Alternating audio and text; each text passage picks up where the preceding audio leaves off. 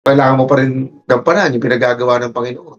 Doon lumalabas yung yung total dependency ko na yung lahat ng negative things, ito-turn niya sa glory niya.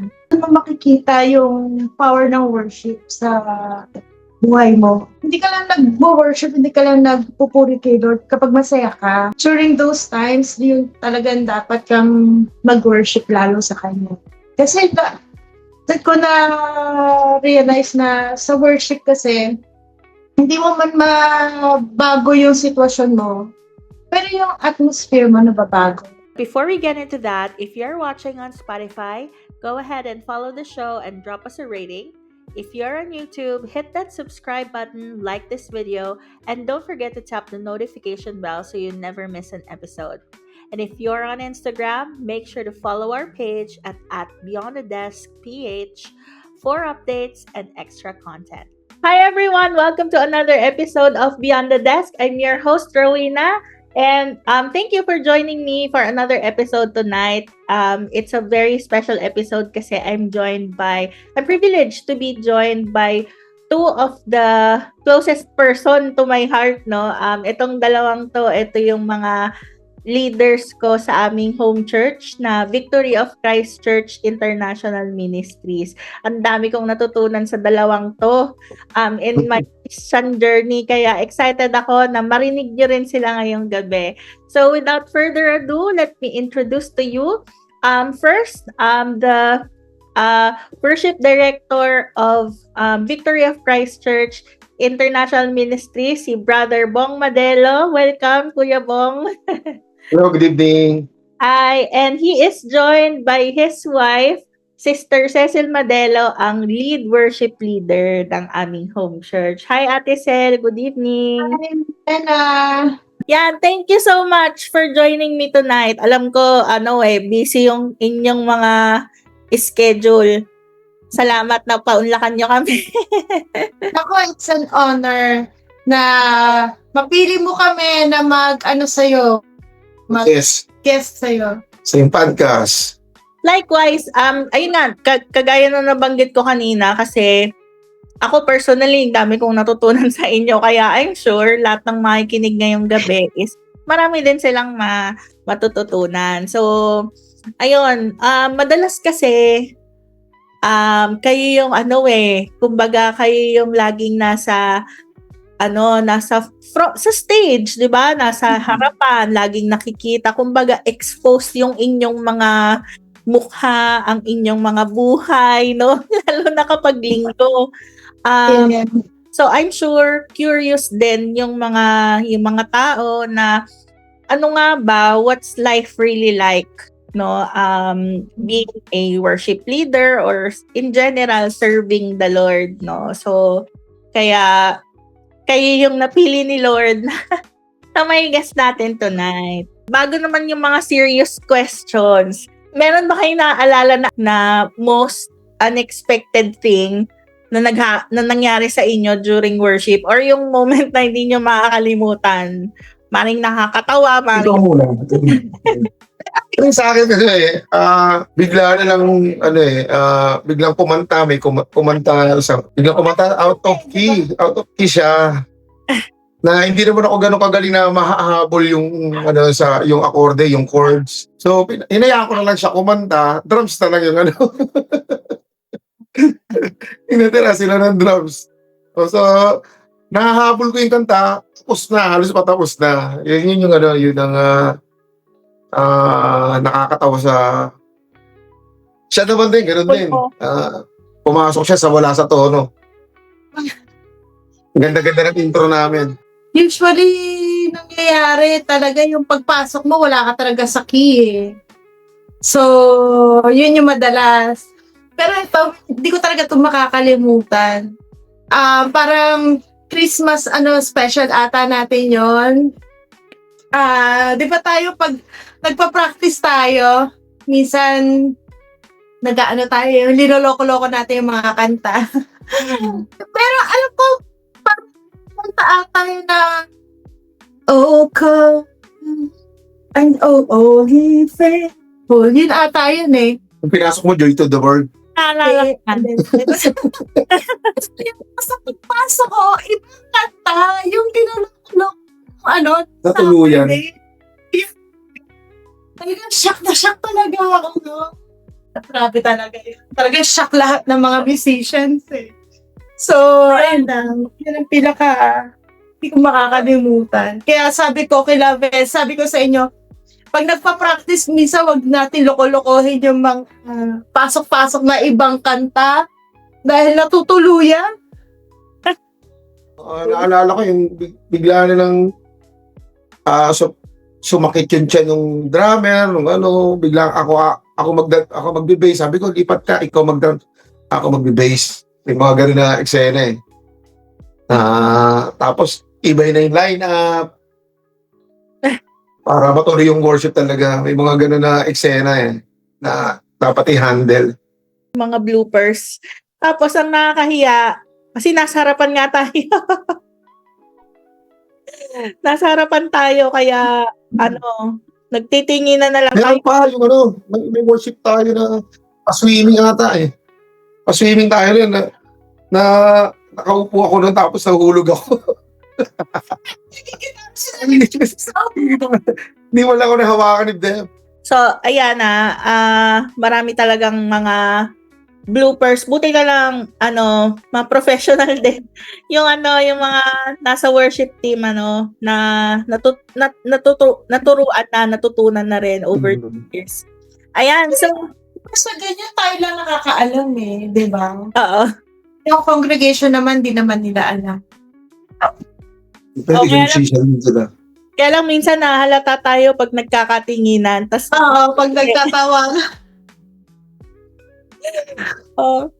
Anyway, so, kwento nyo naman sa amin, paano nga ba kayo napunta sa worship team? Ano bang inyong background story? Kasi sa ako youth camp ako parang second year high school ako, doon ako na-win. Tapos, pag uwi ko dito, nanay ko, baptism na every week talaga nag-church yun. Ito, tumutugtog. May banda na ako noon. Inimbita ako ng pastor's wife, yung unang tinanohan namin ng So doon, hindi pa ako leader. Lang ako doon, pasaway pa ako doon, parang gano'n. Si Cecil din, imbitahan din, kasi nakikita, magaling kumanta. Yun doon kami nagsimula. Tapos hanggang sa natigil din yun. Tapos si Pastor, nag-leader na siya dito sa BOCC. So naghahanap sila ng mga musician. So yun naman, nabalitaan niya alam, kasi magkababata kami niya ni Pastor eh. Alam niya, natugtog ako. So yun, inimbita niya ako sa BOCC. Sabi niya, punta ka sa gusto mo ba tumugtog? May, mag-music ministry. Punta ka sa Thursday, doon sa Villa Olympia. Sinabi niya ko sa inyong lugar. At hanggang ngayon, nandun pa rin ako. Tapos si Cecil din, punta na rin doon. Pero may condition pa siya doon eh. Ang sabi niya pa ang sabi. Actually, hindi naman ako worship leader doon. Backup singer lang ako. May mga worship lead na talaga doon. Sabi ko sa kanya, Bok, pag natapos mo ng turuan mo yun, balik na tayo sa dati namin church. So, ayoko talaga dito, sabi ko.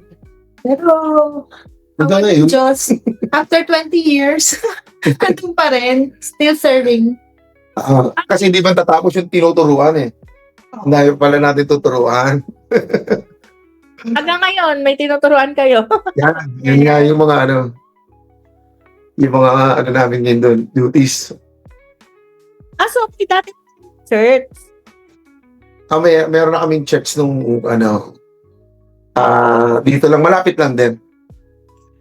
Siya, living vessel siya, si Pastor Nick. Shout out kay Pastor Nick at sa mga pamilya niya. Sila yung nagtsaga talaga. Sila yung nagturo sa amin. Church na kami noon. At siya kasi, alam mo yung mababaw na Christian ka lang, nagsisimba ka lang. Ang nag-invite sa amin si Ate Ning, yung pastor's wife doon. So pinagtyagaan niya kami. Tapos hanggang sa parang nag-die down din. Tapos tambay na naman kami, gano'n. Kasi lalipat kami dito, hindi kami dun sa kabilang bahay. Dun sa kabilang bahay, nauobliga kami talaga mag-church kay mami. Nung nakalipat na kami dito sa kila Cecil, so hindi kami nakakapag-church lagi. Pero dito ako pinuntahan ni Pastor nung inimbitahan kami tumugtog niya sa music team ng BOCC. So parang napipilitan lang noong una. Tama, napipilitan na nung una. Nakabutan ako doon, konti lang talaga eh. Ang member doon, tapos bata yung mga tumutugtog, binabayaran pa. So, nagkaroon ako ng compassion, sabi ko, hindi, kailangan dito, magpagkaroon tayo ng responsibility dito. Ayun, nagtuloy-tuloy hanggang Sino sa inyong hanggang ngayon. Sino sa inyong dalawa yung mas committed nun sa ministry? Kasi di ba nga parang sabi mo parang napilitan lang kayo pareho. Pero sino sa inyo yung mas Mas committed ako doon kasi nakipag-usap ako kay Pastor eh. Pero hindi pa Pastor si Pastor Patrick man. So sa sobrang commitment ko nga doon lahat. Kasi nakita ko mga bata yung mga musician eh. Lahat ng close ko na musician, in-invite ko doon, na-win ko doon, napatugtog doon lahat. Yung mga kaibigan ko, mga kumpare ko musician, mga close friends ko na musician. So doon din sila nag-start, nag-ministry din sila, nag-iwalay-iwalay na rin. May kanya-kanyang main ministry na rin. Oo nga. Actually, ako din. Noong una kasi ako talagang kumanta. Unang-una may stage fright ako. Tapos, yung perception ko, yung tingin ko sa mga kumakanta sa church, parang ang baduy. Parang, alam mo yun, parang meron akong ang baduy, tapos, mga hindi magagaling.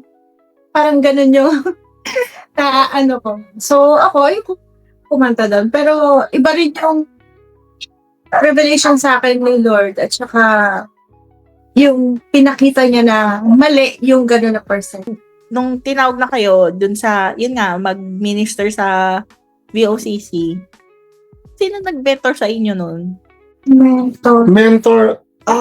Ang dami kasi. may mga nagbe-mentor sa amin yun. Pinatid ni Pastor ng mga trainings and seminars. So, ang unang namin sa amin nun, si Kuya Mar. Kuya Mar ang sa amin. Kasi yung worship leader pa namin si Kuya Mar.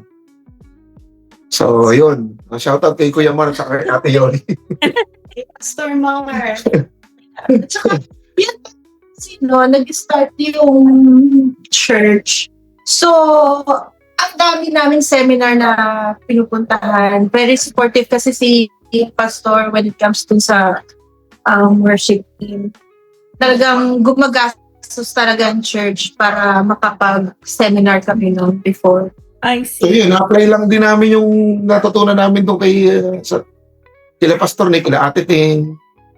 Tapos yun, dito, halos yung mga welcome song nga, tinutugtog din namin dati dito sa BOCC. Hanggang sa nag-evolve, marami nang napapanood sa YouTube, marami nang naatinan kami na So yun, na-adopt namin isa-isa. Mas madali kasi ang dami mong napapanood sa YouTube pero yung time natin wala pa. Wala pa nun. Kumbaga, Wala pang reference masyado.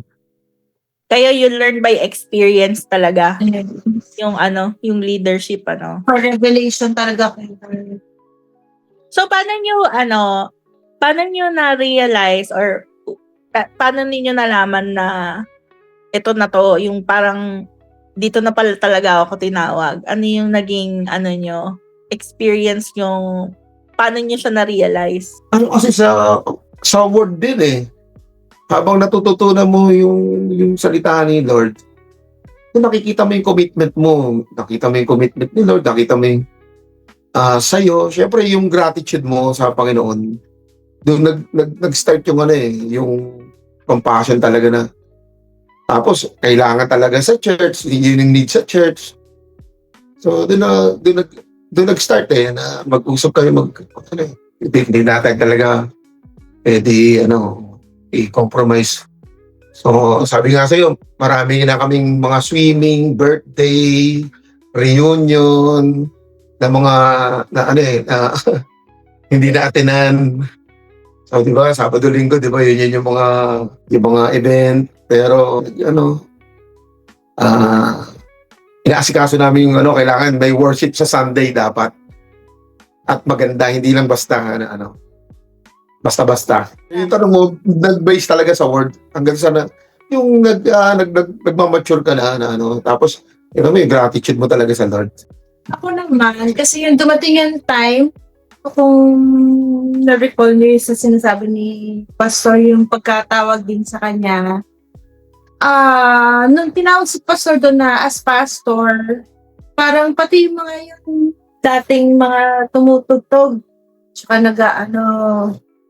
nawala na rin eh. So, parang iniwan sa amin yung responsibility na, kayo na muna, kayo na bahala dyan, take care of the ministry. So, ayun, doon ko na-realize na dito na talaga. Nakita niya yung need, 'di ba, nung church na kailangan laging may worship, ganyan. For you ba, ano ba yung ibig sabihin ng worship? Sa akin kasi, yung personal na, na definition ko ng worship is, expression siya ng pag-honor mo kay Lord. So, ayun, dahil may talent ka sa music, sa pagkanta, na-express ko yung worship ko through dun sa music. Kasi yung worship, hindi lang naman dun di ba? Sa giving, sa pag-pray mo, kaya pag simba mo, ino-honor mo siya. It's just that so, yung worship ko, na-express ko sa music. Hindi. Tanong niya, di ba, ang sa akin na yung need talaga, di ba, kasi sinabi mo ko na din dito sa church, matuto mag-worship yung mga, yung congregation. Yung una talaga, parang kanta-kanta lang talaga yung mga, sa congregation eh. Habang nagmamature ang lahat, so natututo mag-express talaga, mag-worship talaga. Yung sinasabi niya na, kasi pag nakita mo na ini-express na nila yung sarili nila through worship, yun parang may fulfillment na sa'yo. Pag nakita ko nga yung mga tao na nag-worship pag tuwing umaga, sabi ko, yes, natin yung pinagagawa ng Lord yung umaga na to. So yun, yung pinaka-goal as music director, as music leader, di ba? Madala mo sila dun sa pag-express nila lalo na ngayon yung singing spirit. So yun yung talaga natin ngayon na goal na matuto sila noon para ma-express nila lalo talaga ang pag-worship talaga from the heart. Yes. Amen. Ayan. So speaking of from the heart, paano niyo nagagard yung heart nyo? Like, pag kunwari, kasi di ba every Sunday nandyan tayo and natin, minsan naiisip mo or may nagsasabi sa'yo, galing-galing mo naman or ganyan, parang blessed na blessed ako sa worship kanina, may lalapit sa'yo, ganyan. How do you guard yourself against yung performance-based na yung pagsarili mo na paano mo siya nararamdaman or how do you manage that pag may nakakaramdam pa ba kayo ng gano'n? Kasi ako sa banda kasi ako, di ba? Yun yung di ba? Sa banda namin,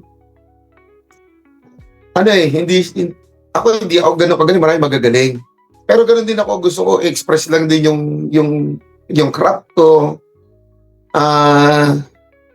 Hindi ko sila pini-please kasi iba entertainer, di ba? Ako gusto ko yung tugtugin din, gusto kong tugtugin, gusto ko yung basta gusto ko express yung sarili ko. Ganon din pagdating doon sa church, kasi ang glory kay Lord eh. Kay Lord yung glory, hindi mo pwedeng kunin yung glory. Sabihan ka man ng gano'n na si Lord talaga, sabi mo kay kay Lord yung glory lang. Yes. Hindi ko pwedeng kunin yun. Baka mamaya ano mangyayari sa... Kasi yung gift, sabi ko nga, maraming magagaling di ba? Pero isa lang naman pinanggalingan ng gift Isa lang pinanggalingan ng talent, ng ano. Kay Lord lang lahat yun. So kaya hindi ako ni-insecure pag magaling yan. Kay Lord lang naman din nanggaling yung gift yan Ito, magaling to. Pero kay Lord lang din nanggaling yung gift yan. Kaya pag tumutugtog din ako sa banda ko, na-express ko lang talaga yung sarili ko. Yung kasi may created ka ng Lord, may gift na binigay siya sa'yo, express mo yun. Ngayon, pag nasa church kayo, yun ang ginagamit ko na, alam mo, yung may style ako na ganito Doon ako created na Lord Doon ko na-express kung ano yung paano ako mag-scale, mag-skala, paano ako ng bass ko, paano ako ng gitara ko, yung artistic touch ko dun sa mga kanta. So yun yung ina-express ko na ayoko maging, yun nga sinasabi ko sa team na huwag kayong maging copycat. Yung kopyahin, express nyo kung ano mas maganda yun mas gusto ng Lord pag na-express mo yung gusto mo. Kaya lang, pag may nagsabi nga sinasabi pag may lumalapit na gano'n, ibigay yung kay glory. Sabi mo, to God be the glory lang. Yes.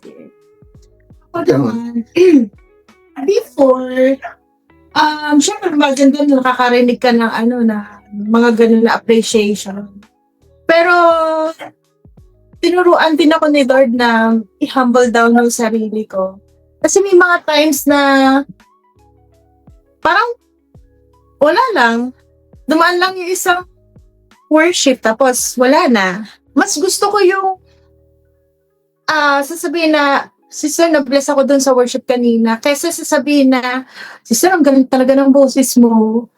Di ba? Parang, hindi yun yung purpose ko Ang purpose ko is ma-express yung worship. Hindi magpa-impress. Minsan kasi may mga times na hindi wala naman lumalapit sa'yo, pero later on, maririnig mo yung mga testimony nila na kaya sila nagpatuloy ng church kasi natatouch sila ng worship. Nakakapag-minister yung tayo, worship team, sa mga tao pupunta doon sa church. So, hindi naman every week na sinasabi, may mga appreciation na gano'n. So, na-realize ko rin na pagdating mo doon sa stage, hindi na ikaw ang importante. Ang importante is makita nila si Jesus Christ. Ma-present mo si Lord or si Father sa kanila. So, ayun. Siguro over time, magmamature ka rin. Yung mga umpisa siguro, talagang naghahanap ka ng mga ganong appreciation. Pero hindi importante kasi siya. Tama. Ang ganda ng sinabi nyo kasi at the end of the day, talagang expression talaga siya nung yung gratitude mo kay Lord, ano ba yung ginawa niya sa'yo, kung sino ba siya. Diba? It's, although maging excellent ka dun sa, yun nga sabi ni Kuya Bong, yung craft mo or dun sa skills na binigay sa'yo ni Lord, but beyond the excellence, mas tinitingnan talaga ni Lord yung heart no? Yung saka yung purpose na kung bakit natin ginagawa to. I-balance kasi natin.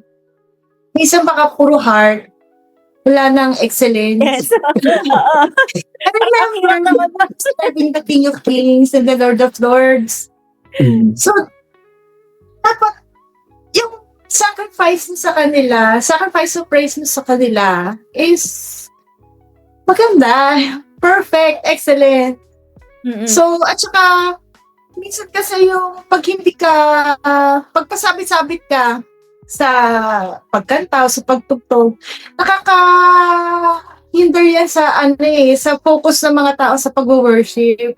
Diba? Minsan, puspos na yung congregation, tapos bigla kang sasabit. Talagang, imbis na nakapikit na sila, talagang mapapamulat sila So, ganun, kailangan natin i-balance. na dapat yung musicality natin, hindi siya maka-istorbo doon sa pagwo-worship.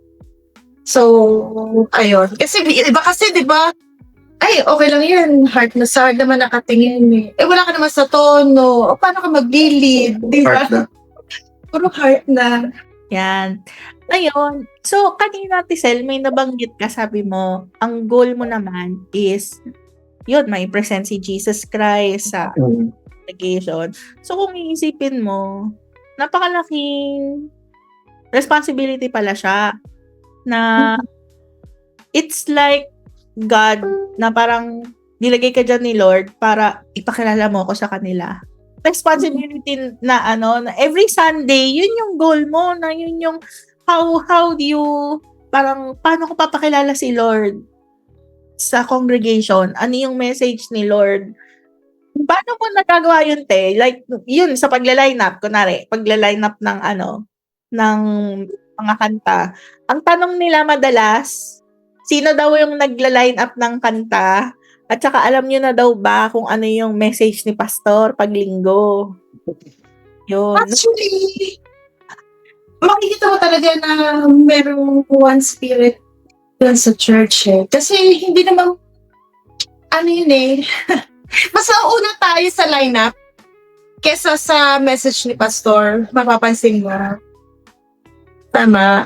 Kasi ang lineup natin, dapat Monday meron na para masipra.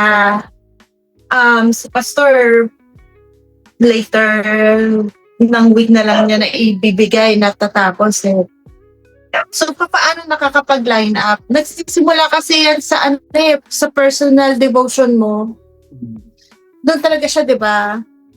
Minsan, kung ano yung pagtagumpayan mo doon sa week, na-express mo siya sa kanta. At saka, ako naniniwala ko ang kanta, hindi siya nakakapag-initiate ng worship eh. Yung word talaga. Kaya lagi kong sinasabi, dapat bago kayo ng lineup ninyo, kailangan ang basihan nyo yung word. Saan nyo hinugot yan? Ito yung word, and then saka ka maghahanap ng kanta na makakapag-express doon sa word na natanggap mo. Kaya minsan, o madalas, may mga kanta na hindi buo. Minsan, ito lang part na to, diba? Kasi yun na lang kailangan mong i-express. So, ayun. At saka, talaga siya eh, spirit-led talaga siya. You must depend dun sa Holy Spirit na magli-lead sa'yo. Magkaroon ka ng isang quiet time para maging yung direction sa Holy Spirit. Maging ganun. Ganun na talaga ang buhay ng isang worship leader. Kailangan talagang meron ka ng quiet time. Hindi ka na nagugulat, ay, parehas pala naman talaga yung kay pastor, yung word talagang sakto talaga. Laging ganun. Yes, talaga may quiet time ka talaga. At saka total dependency sa Holy Spirit. Minsan may mga times na iba yung yung gusto mo, pero iba yung nakalabas sa lineup. Hindi na nagugulat eh. Talagang, kaya pala yun ang pina-line up kasi yun yung message ni pastor. O laging ganun, laging magkatugma talaga. So, hindi siya yung kasi iba, inisip nila, parang, minsan kasi may lumalapit eh, line up nyo naman yung itong kanta, ganda-ganda. Diba? Hindi kasi siya ganun kadali, diba? Hindi siya ganun. Minsan nga yung mga personal na favorite mo na kanta, hindi mo rin mo siya ma-line up eh. Diba? Minsan taon na. Ako may gusto kong i-line up yung 1,000 Hallelujahs. 1,000 Hallelujahs. Kaya lang, mag-isang taon na ata hanggang ngayon hindi ko panalalan. So, pang personal na worship ko na lang siguro. Hindi pinapiano niya. Kasi tama yun, tama yung sinabi mo, Tisel, para lang sa kaalaman ng mga makikinig. Kasi merong different kinds of yung pag-worship, yung mga worship songs, 'di ba ngayon, iba-iba na siya ng klase. Merong worship song na pag sabing worship, yung direct talaga kay God na yung we honor Him, we worship Him, siya yung magnify. Meron namang mga songs na biblical siya, but pang personal mo lang siya, na parang declaration mo siya, or parang yung pag ini-encourage mo yung sarili mo, may ganon. So, moments na yun yung kinakanta mo, may moments na puro pure worship song yung mga kinakanta mo. So, hindi At saka may songs na hindi pa congregation. correct. Tama nga, sabi mo. Tama, meron Pero talaga. yung mga songs na maraming lyrics, parang siyang wordings, yan. Parang hindi masyadong ng congregation. Oo, kasi we bilang, 'di ba, ako nagla-line up din ako. Parang we consider din yung congregation 'di ba? So, isa din 'yun sa challenge nung yung you have to be, kasi yun nga, at the end of the day, it's not about us. Yeah. Yung pag nung kung anong kanta mo ng linggo, ganyan, hindi naman siya about sa'yo. Hindi siya about sa nararamdaman mo bilang isang worship leader, no? Talagang at the end of the day, it's really about Jesus. Ako personally, honestly, mga moments akong ganun before na, alam mo yung lineup ko, it was drawn because of my emotion dahil yun yung pinagdadaanan ko. Pero, tinuruan din talaga rin ako ni Lord na yung true worship talaga na yung express mo yung gratitude mo sa Kanya. Ayun. Kasi mo, no, talagang yung pinagdaanan natin, nagagamit siya for the glory of God. Kasi yung pinanghuhugutan natin, pagdating natin sa pag-worship lead, diba, beyond dun sa verses na binabasa mo, nasasabi mo talaga. Kasi naranasan mo yun eh. Kaya iba rin yung buhay ng isang worship leader. I believe na bago ka makapag-express ng isang kanta, pagdaanan mo na siya. Diba? So, ayun. At saka, importante din sa isang worship leader na very submissive ka sa Holy Spirit. Kasi siya yung nagli-lead, siya yung direction sa pag-worship. So, yun. Amen, amen. Ayan, speaking of, sabi mo nga, iba ang buhay ng isang worship leader. Kamusta nga ba? Buhay ninyo, kayo bilang mag-asawa, no? Pareho kayo nagsaserve sa same, sa same ministry, no? So, what are the things na na-experience ninyo or natutunan ninyo na nadadala nyo dun sa dyan sa ministry na binigay sa inyo ni Lord? O paano mo nasabi na iba yung buhay ng isang worship leader? At Basta kami, meron na kami kasundukan eh. Pag weekend, wala nang away. talaga? Legit yun? Legit yun, oo. Kasi, alam naman, bad tripping ko siya, tapos mag-worship lead siya, di ba? Parang, ang evil ko naman. Hindi wrong yun eh, evil yun eh. Pag pinatrip pa siya na di ba? Siyempre, mag-worship lead siya. Yung tumatakbo sa isip niya, dapat focus na siya doon kasi ihatid niya na yung Pero yung mga una pa namin mga taon, talagang minsan, ganun talaga. Nagkakabati na lang kami sa church. Sa church na after na Pero itong mga, na kami, tagal na, usapan na, walang battery pa na pagka, weekends. Reserve tayo. At saka, ako kasi meron akong quiet time. May mga times na gusto ko lang mag-isa. Siyempre, parang kapag meditate ng word, minsan ayaw mo nang may mga kausap, nandun ka lang sa kwarto, kaya nandun lang sa garden. So, minsan ayaw mo pa-istorbo. So, di ba, ikaw ba, may ganun ka rin ba? I can relate. Parang doon ko nabubuo yung mga lineup, yung mga Sa'yo, paano mo i-worship si Lord? Kasi I believe na during those quiet times, may mga rinireview sa'yo si Lord. Paano pag may pinagdadaanan ka, anong ginagawa Oo mo? nga, magandang tanong yan. Magandang tanong yan kasi meron time na may mga problema din, di ba? Pero yung lately, yung pinagdaanan niya, namatayan siya ng kapatid. Pero, nag-lead pa rin siya ng worship. Sa akin din, nanay ko, nung namatay, gano'n. Mm-mm. Pero, kailangan mo pa rin gampanan yung pinagagawa ng Panginoon. Doon lumalabas yung yung total dependency na yung lahat ng negative things natuturn niya sa glory niya. Yung doon mo makikita yung power ng worship sa buhay mo. Hindi ka lang nag-worship, hindi ka lang nagpupuri kay Lord kapag masaya ka. Now, during those times, yung talagang dapat kang mag-worship lalo sa Kanya. Kasi doon ko na realize na sa worship kasi, hindi mo man mabago yung sitwasyon mo, pero yung atmosphere mo nababago. Halimbawa, yun nga nabanggit ni Bong na namataya ka, maglilid ka pa rin ng worship.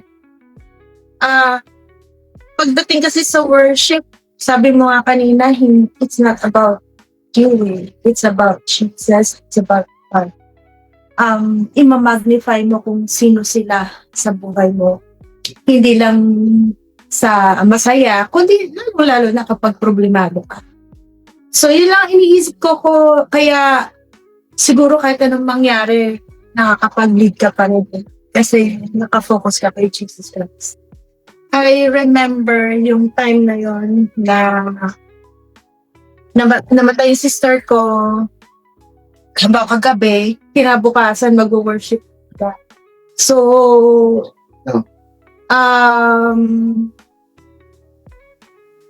dun ko na, yung rest na, so must worship His holy. Kaya ang time pa na, So, ang tagal natin ma-aprobahan sa bangko, sa pag-ibig, at sa bahay. Parang nakakawalang gana yun na naman.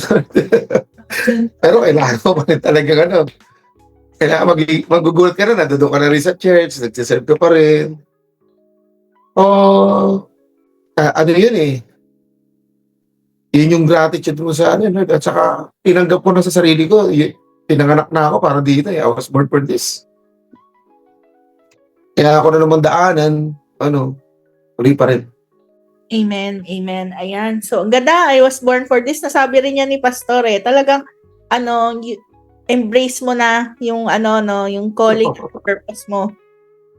Galing kay Lord. May moment ba before na may naalala ba kayo na moment before na parang wag na lang ituloy or parang mag-quit na lang, ganon? Sumagi na ba yun sa inyong in your years of service? Early years siguro, pag inaaway niya ako.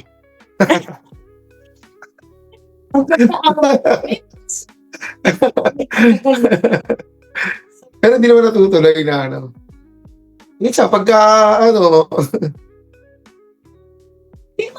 oo, hindi naman parang gusto mo lang, wag mo na ngayon, pero,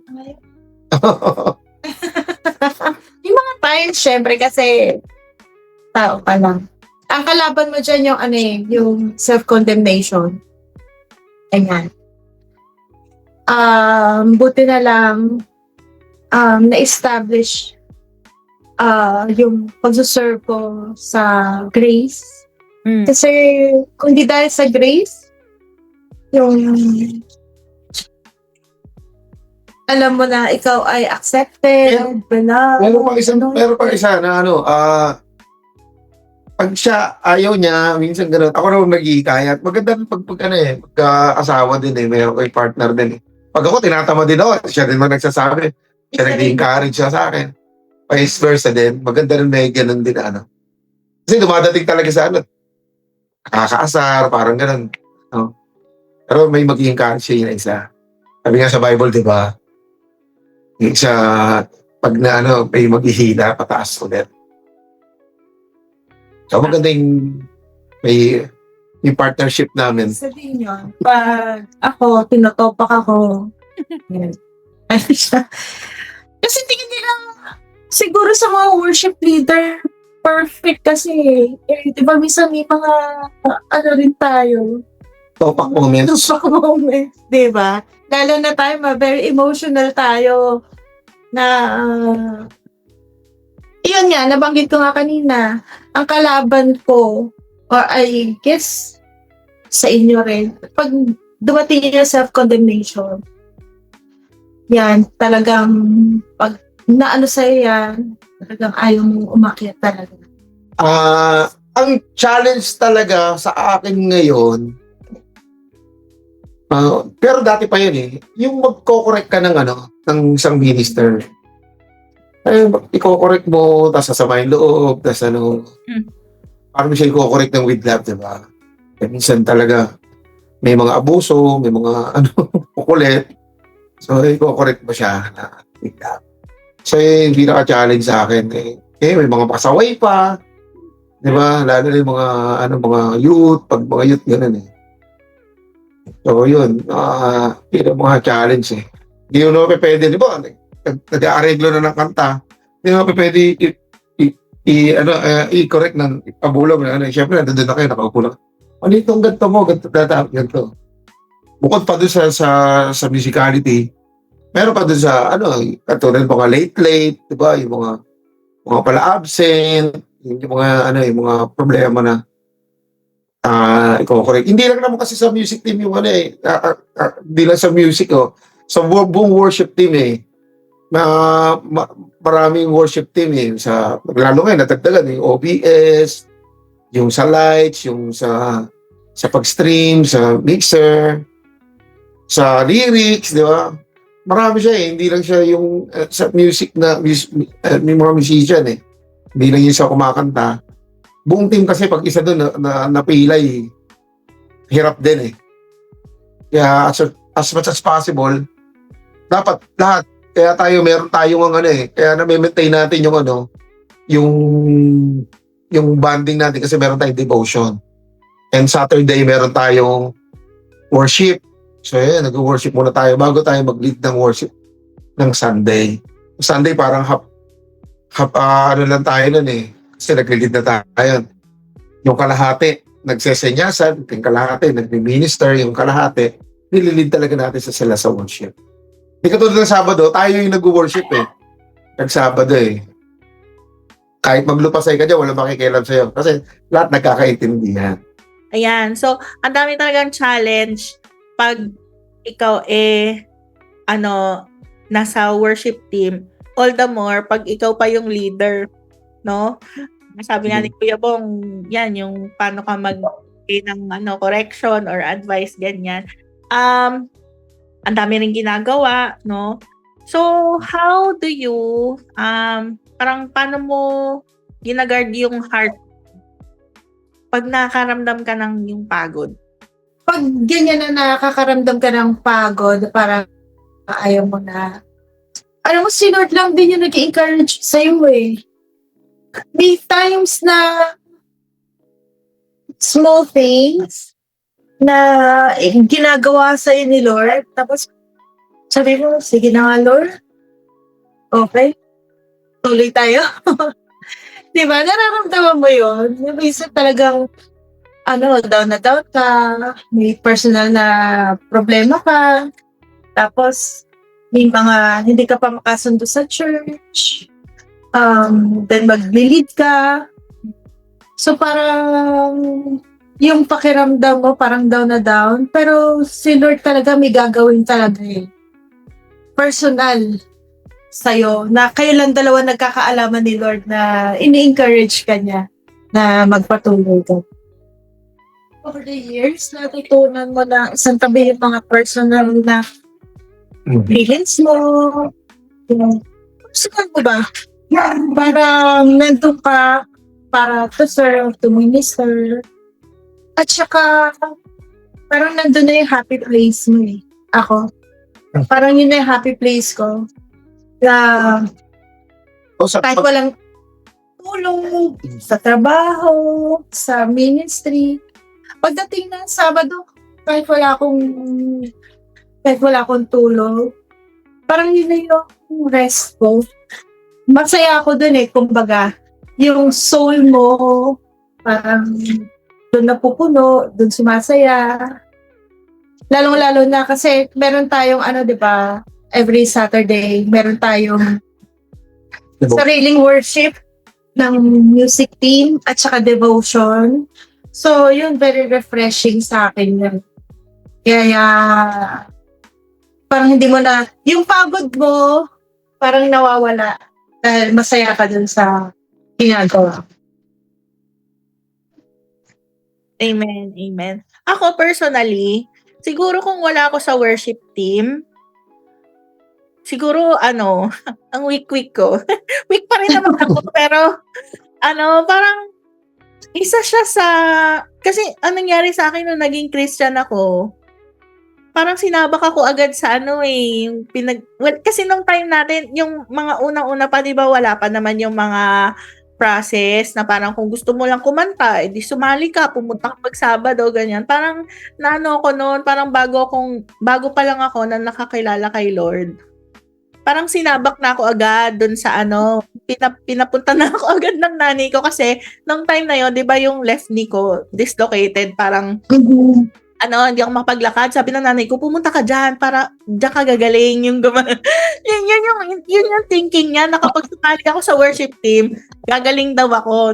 Hindi naman. Pero alam mo yung process na nung nagsiserve ako sa worship team, baby Christian ako, bago ako, doon ako nag-grow, doon ako natuto. Parang kung wala din kung hindi ko siya natutunan yung mag-worship or yung relationship kay Lord, wala. Baka bumigay na din. Buti nakilala mo rin ako, no? Yung mga ko sa'yo. Naalala ko tuloy doon. Talaga eh. Straight ako kasi. Naalala ko tuloy si Mariel, parang nag-apply din siya. Sa music ministry, hindi na tumuloy. Isang beses lang. Tapos, na. Buti ko nakayaan mo, no? Si Belde, umiyak din daw eh. Uy, may time na luluha-luha, umiiyak ako noon. Pag yung mga second voice, hindi namin makuha. Kami nila John, pag di namin makuha, parang tinuturo. Hindi ko marinig yung tinuturo niya, yung gano'n. Very frustrating. Oo. Pero, ayun nga, so bukod dun sa mga technical na mga challenges, tsaka syempre yung kailangan constantly mag-i-improve ka, di ba? Yung sabi ko, yung master din yung craft mo, no? May balance ng excellence din at saka ng heart.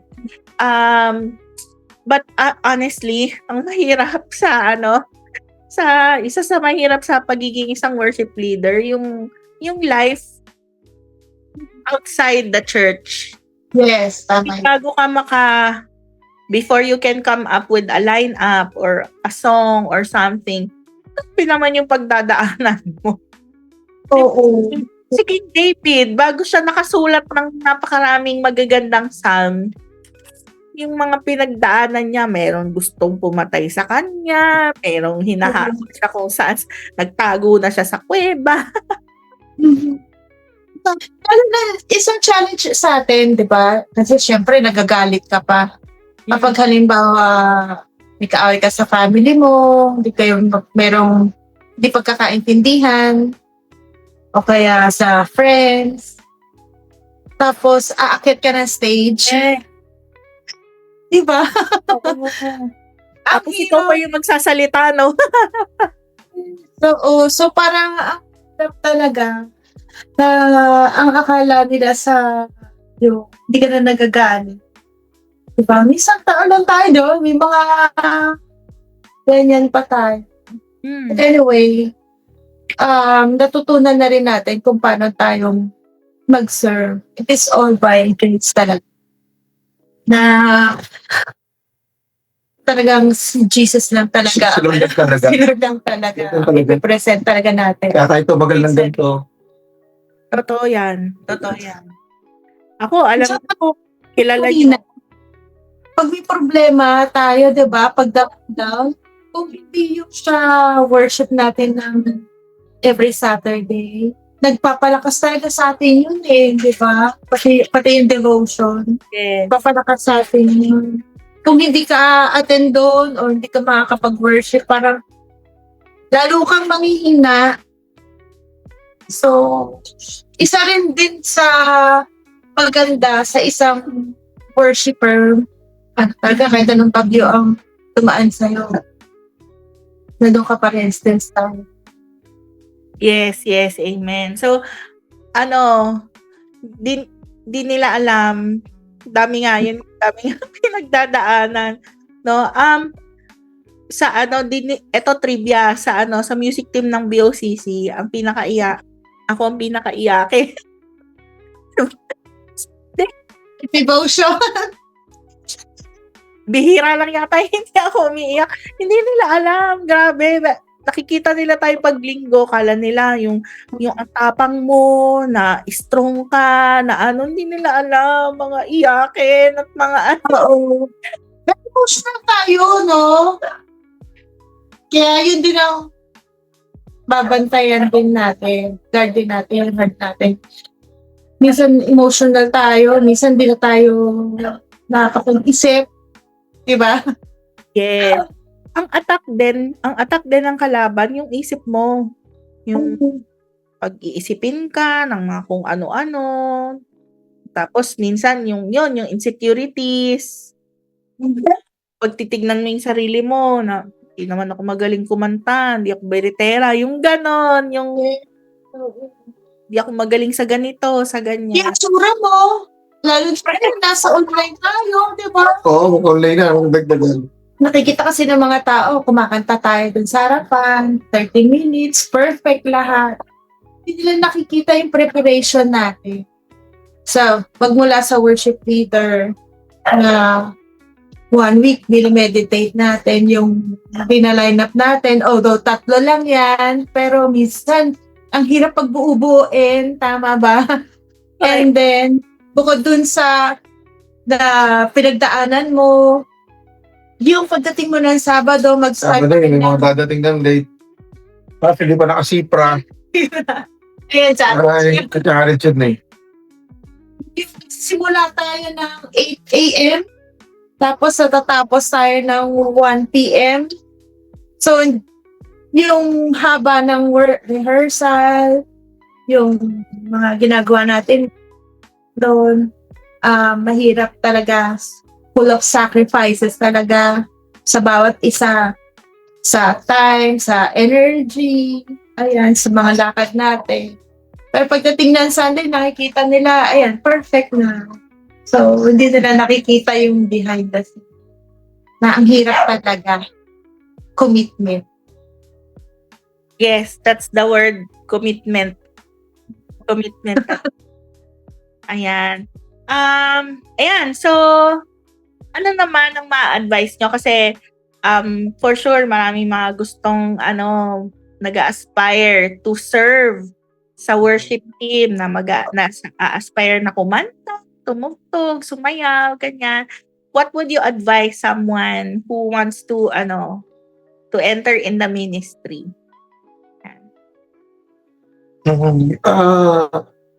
Hindi kasi lahat binigyan ng gift eh. Hindi lahat binigyan ng physicality na talent. So, may purpose yun kung bakit ka binigyan ng talent. May purpose yun bakit binigyan ka ng gift na gano'n. Siyempre, to bring glory sa Panginoon. So, yun lang. Pag nakita mo na meron kong talent, meron pala akong skills pala ako, meron akong may gift pala ako na ganito. Ibig sabihin, para sa glory ng Panginoon. Hindi man. Kung maintindihan mo yun, yung pagpapasalamat mo yung service sa kanya, pag-commitment, Hindi lang naman kay Lord ka magkukumit eh. Magkukumit ka din sa church, sa leader mo, sa pastor. So, yun yung commitment mo para din sa buuan eh, sa glory. Yan, para kasi challenge din naman pagka nag-commit ka o gusto mo mag-serve, o dapat talaga spiritually matured ka rin. Prepared ka din. Kasi nandun din yung mga atake sa mga kalaban. Yes. So, yun, dapat prepared ka spiritually. So, sa akin naman, sa mga gustong pumasok sa worship team, bilang singer, worship leader, hindi lang yung puro kanta. Given na yun, dapat marunong kang kumanta. Kasi yun ang pinapasok mo, di ba? I believe kasi ang pag-worship mo, the more intense yung worship mo, the more you know Jesus Christ. At saka, na-experience mo talaga yung Lordship ni Jesus Christ at saka Saviorship. Kilala mo ang Father. Meron kang, ready ka to devote your time may quiet time ka kay Lord lagi. Hindi pwede yung super busy ka, tapos wala ka ng time kay Lord. Dapat talaga, may time ka para sa Kanya. May personal moment kayo lagi ni Lord. And yung commitment, hindi porque may pinagdadaanan ka, hindi ka na magsaserve, be ready dun sa mga ganong challenges, yung mga pinag-usapan natin kanina. Kahit anong sitwasyon ng buhay mo, serve ka pa rin. And hindi siya pumunta ka doon para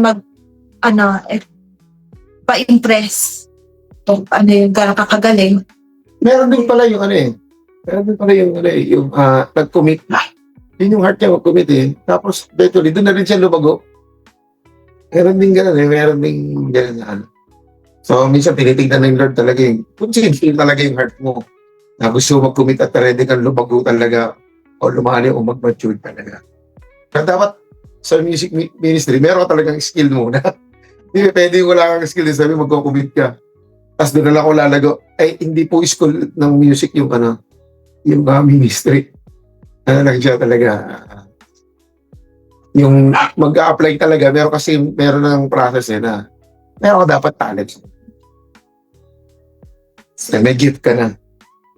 Nade-develop kasi yung pag-worship. Kaya, Pag-worship.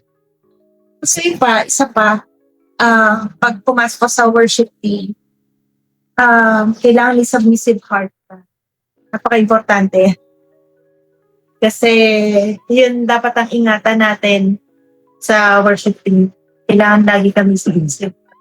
heart of a servant. Kasi, Remember si Lucifer? Oh, ano yun? Diba? Siyang worship leader doon. Galing siya. Dahil dun sa heart niya, full of pride, yun ang downfall niya. Tayong mga worship team, parang prone tayo sa ganun. So, kailangan yung heart natin, i-guard talaga natin. Number one yung heart. Number one yung heart talaga. yes. Number one yung heart talaga. Pangalawa, yung skill mo na lang. Kahit hindi ka naman magaling, basta marunong ka lang. Yun ang mga requirements namin. Kasi, mas gusto namin yung committed kesa dun sa, yung talented talaga na magaling. Oo. Pero yung heart hindi. Mas maganda, mas okay sa amin yung heart muna kasi natitrain yan eh. Natitrain siya na gumaling. Yung iba kasi puro galing lang, kulang sa heart. Ang hirap nun, mas masakit sa ulo. So, yun. Yun yung Ayun. Thank you for sharing, no. Ang ganda nung sinabi niyo kanina na yun yung worship na de-develop nga siya as you know the saviorship and the lordship of Christ sa life niyo, no. So in general, hindi lang sa gustong mag-serve, no, hindi lang sa gustong mag-serve sa ministry, but I think for all Christians, no, it should be yung worship natin should be a lifestyle.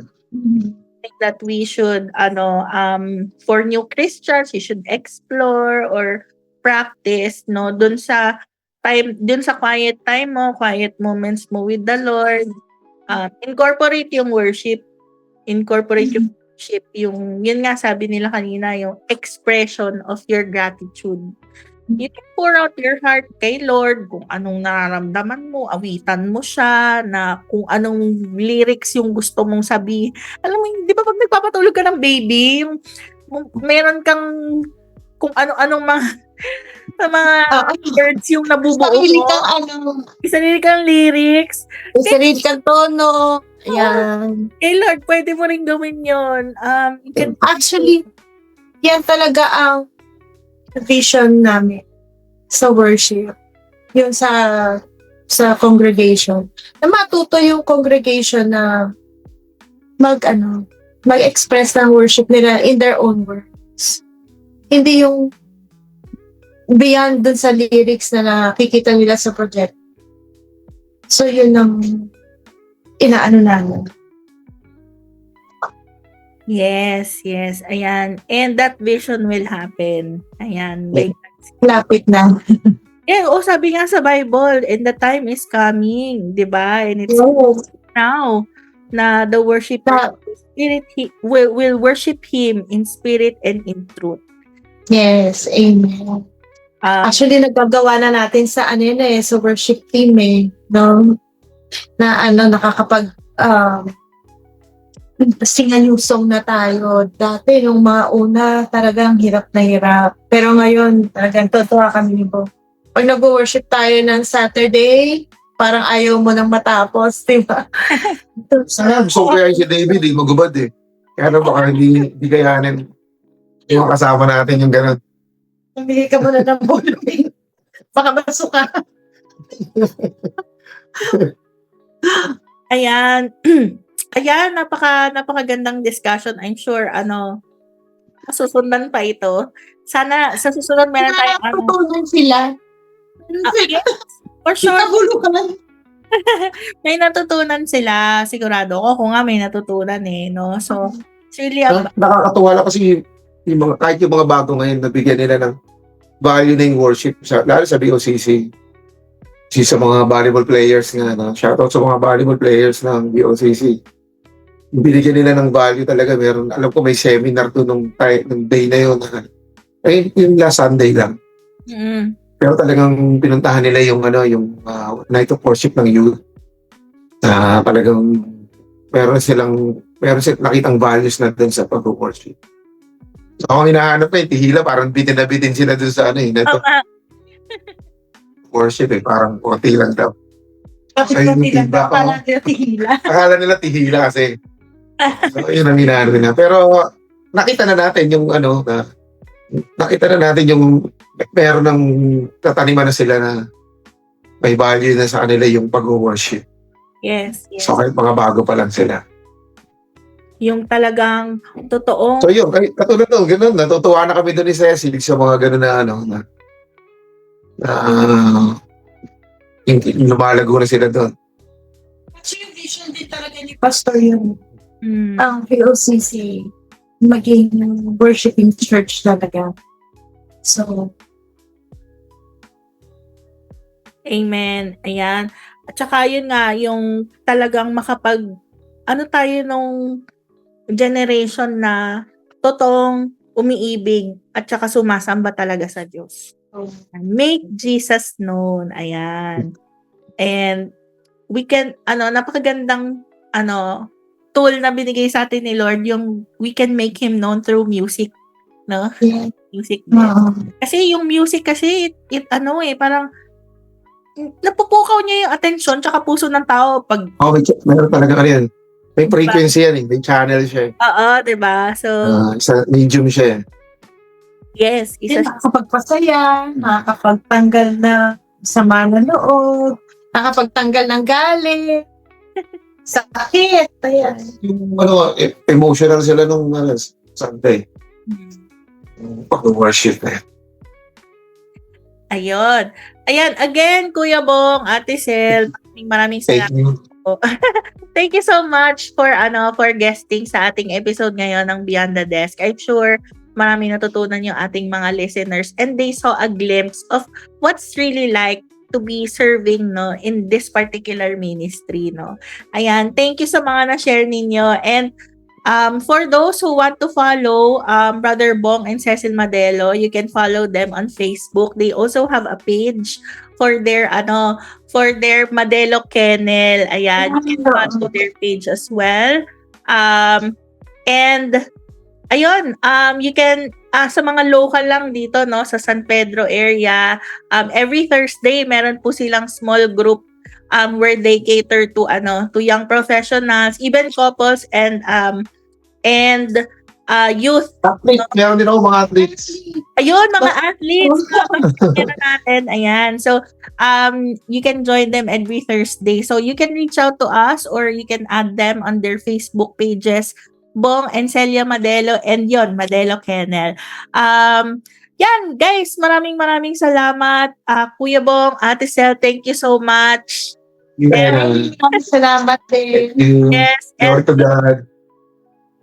If this episode resonates with you, if this episode blessed you, please do like, share, comment, and subscribe to our channel at Beyond the Desk PH. And until next time, guys, thank you so much for joining us tonight. You have a great evening. Bye! Bye.